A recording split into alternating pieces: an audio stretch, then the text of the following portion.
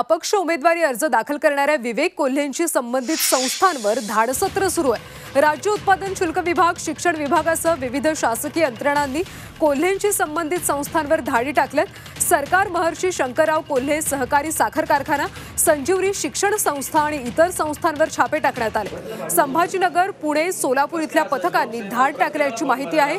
3 जून पासून हे धाडसत्र सुरू असून आज तिसऱ्यांदा चौकशी होत असल्याचं समजतंय। अत्यंत गोपनीय पद्धतीने कारवाई करण्यात येते। अद्यापर्यंत कोणताही गैरप्रकार आढळला नसल्याची माहिती समोर येते। कोल्हेंच्या संस्थांवर सध्या धाडसत्र सुरू असल्याची माहिती आहे।